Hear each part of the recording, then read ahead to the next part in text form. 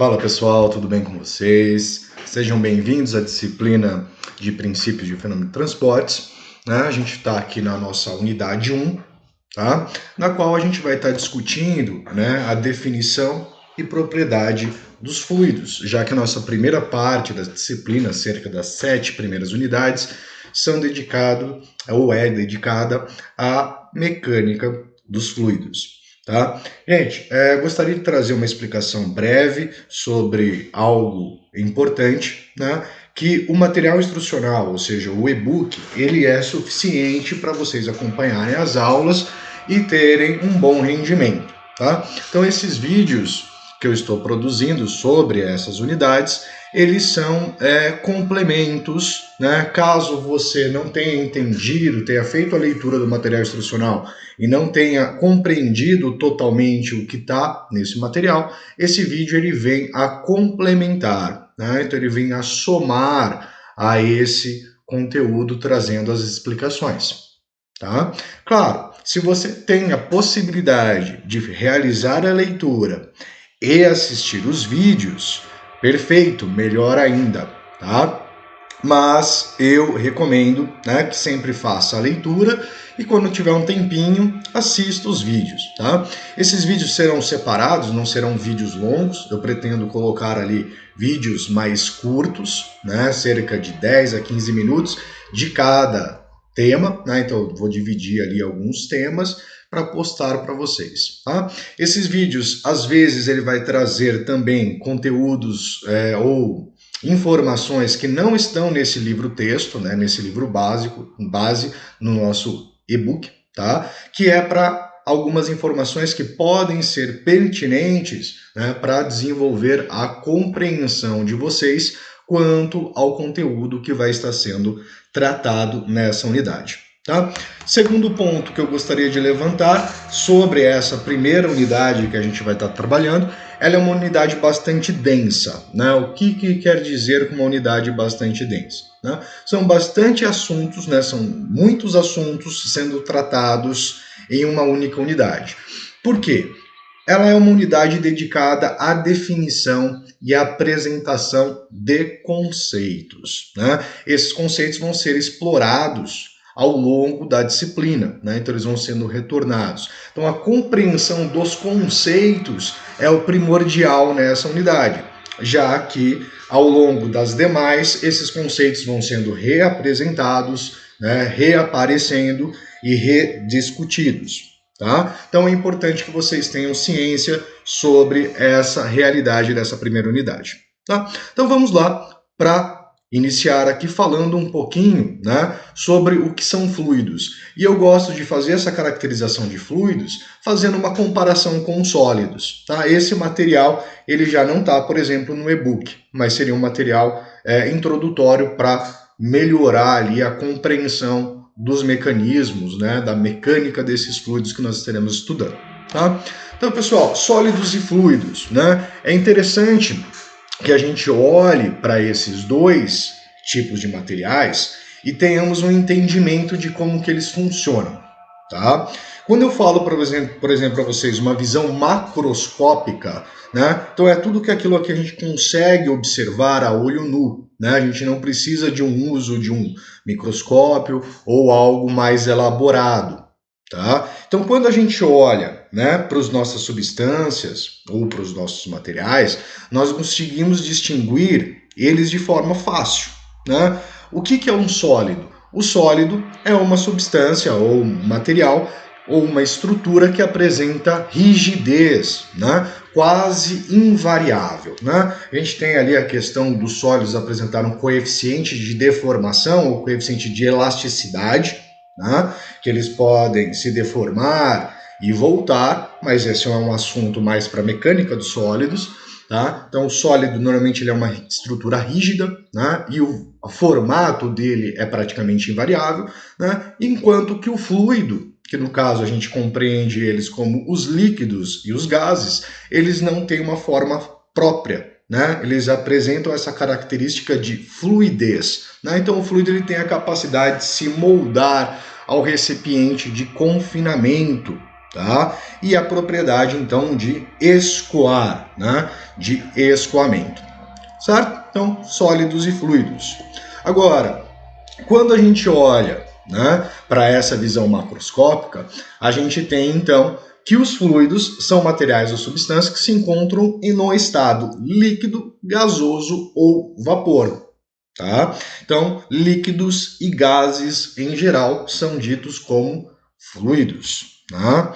Agora, para a gente entender, né, na nossa disciplina, ao longo do nosso estudo, o que são isso, né, o que são essas relações, a gente precisa olhar um pouco mais a relação microscópica. Né? Eu saber o que é um sólido e um fluido, identificá-los, ok. Mas por que eles têm esses comportamentos? Então a gente vai para uma visão mais estrutural, né, e a relação da iteração ou interação entre as moléculas. Tá? E quais são os comportamentos dentre os sólidos e os fluidos com a ação de forças externas ou forças constantes, que são chamadas de forças cisalhantes. Tá? Então vamos dar uma olhada ali para uma visão microscópica, tá, gente? Os sólidos, por exemplo, o diamante, né? Então ele vai apresentar sempre a relação de uma forma ou um volume, né, bem definido, e ele é bem resistente a deformações. O que isso quer dizer? Que aplicado uma força sobre ele, ele se deforma muito pouco, ou quase nada. Tá? Então ele é apresentado por essa propriedade chamada rigidez. Tá? Essa rigidez, ela provém, né, da sua organização, ou melhor, da estrutura atômica e molecular que o sólido se encontra. Tá? O que essa estrutura faz? As moléculas de um sólido, de certa forma, elas estão mais próximas uma da outra, né? Realizando ali uma chamada rede, normalmente chamada rede cristalina, tá? De organização, e com essa proximidade, né, entre essas moléculas, você vai ter uma ação de forças, né, ou uma grande ação de forças eletromagnéticas entre esses átomos, tá? Fazendo então com que ele tenha essa característica, este formato bem definido e praticamente invariável, né? Então as forças entre os átomos, entre as moléculas, garantem essa rigidez do sólido. Tá? Agora, quando a gente olha, então, por exemplo, essa rede cristalina, aqui a gente tem o cloreto de sódio, ou o famoso sal de cozinha, né? Ele forma a ideia praticamente de um cubo, né? Uma organização entre os átomos de sódio e o átomo de cloro, né? Sendo dispostas de uma maneira bem organizada. Tá? Então, essa é uma característica muito visível dentro dos sólidos, né? Uma forma de cristais, né? Ou uma rede de cristais. Tá? Uma outra característica também, por exemplo, aqui o basalto, né? Composto ali para fazer massa asfáltica, etc. Tá? Ele tem uma outra forma, né? Já é chamada de um sólido amorfo, né? Ou seja, a rede dela já não é tão organizada assim, tá? Como ocorre nos cristais, mas ele tem uma certa rigidez, tá? Mas não tão organizado assim como os cristais, mas ele ainda é considerado um sólido. Né? Um outro exemplo, por exemplo, de um sólido amorfo é a questão do vidro, né? Que na verdade ele nem é considerado um sólido, ele é considerado um líquido de alta viscosidade, né? Ele é considerado um fluido, isso é algo bem interessante. O vidro, ele não é um sólido, tá? Talvez a gente discuta isso mais para frente um pouquinho, tá? Em resumo, tá? Então a gente pode declarar que os corpos sólidos podem se apresentar sob uma forma de sólidos cristalinos, né, ou de sólidos amorfos. Tá? Os cristais ou os átomos, né, moléculas, encontram-se distribuídos de forma organizada e esta organização se repete ao longo de todo este cristal. Tá? Nos sólidos amorfos não existem ordem na distribuição dos átomos ou moléculas, então são estruturas mais desorganizadas. Tá? E o fluido, né? Qual que é a relação do fluido, né? O fluido, ele, como a gente viu ali, ele não apresenta uma forma bem definida, né? Então ele se adapta ao recipiente, então ele é contido, né? Ele tem um recipiente de confinamento, tá? Mas é necessário fazer uma distinção entre esses dois tipos de fluidos, que são os líquidos e os gases, tá? Então, nos líquidos, né, a estrutura ou as moléculas dos nossos átomos, eles se encontram com um certo distanciamento. Então, quando eu penso lá no sólido, as moléculas estão próximas. Uma grande força de atração magnética existem entre essas moléculas. Agora, no líquido, elas estão um pouquinho mais distantes, estão mais separadas. Isso faz com que essa força, né, de atração, ela seja reduzida, né? Para quem já viu ali um pouquinho de relação de força eletromagnética, né, sabe que ela depende da distância onde que as moléculas se encontram, né, os átomos se encontram. Quanto maior a distância, menor é a força de atração ou repulsão entre elas.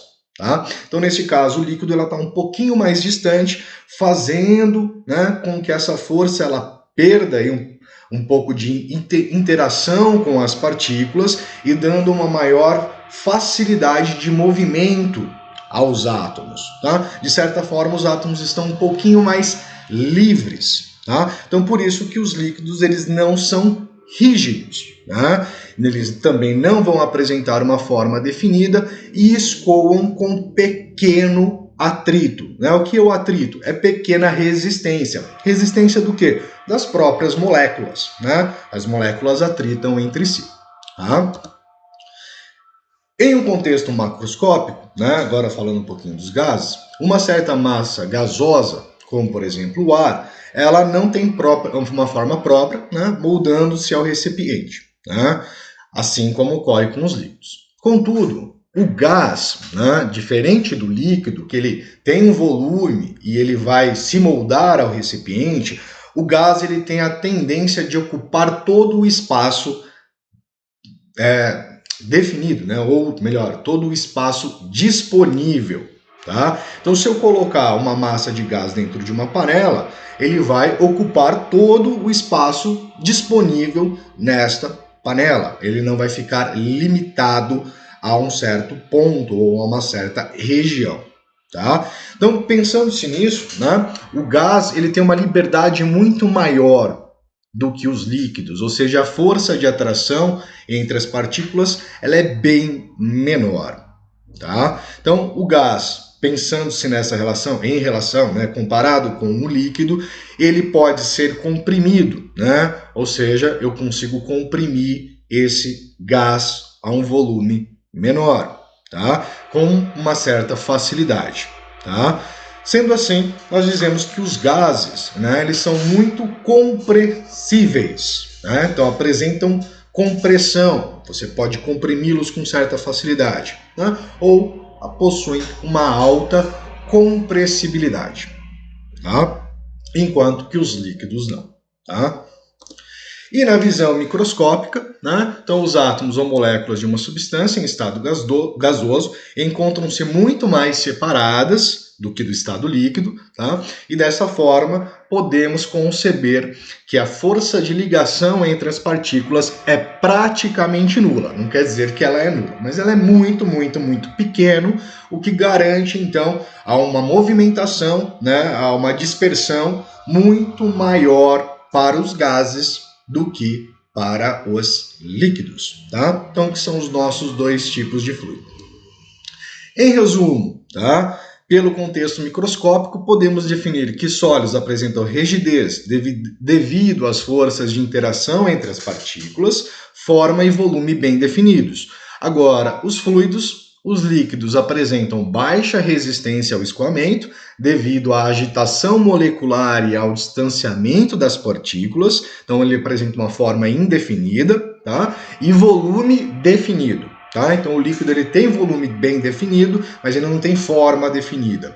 Enquanto que os gases, né, ele apresentam resistência ao escoamento quase nula, então eles praticamente escoam com qualquer força, tá? devido ao estado termodinâmico. O estado termodinâmico é a relação de pressão, volume e temperatura de um gás, tá? E ao distanciamento das partículas, né? Então ele apresenta aí forma indefinida, tá? Então adaptando o seu recipiente, volume também indefinido, então o gás ele pode ser compressível, né? Ele pode ser comprimido, tá? Então mudando o seu volume, tá? Ou mesmo expandido, tá? Se adaptando ao volume do recipiente de contenção, certo? Então quer dizer que ele também não tem volume definido, vai depender do recipiente, tá? Bom, pessoal, esse primeiro vídeo fica por aqui e no próximo vídeo eu vou falar ali do comportamento dos sólidos e dos fluidos, a questão de tensão de cisalhamento. Então, até lá. Grande abraço.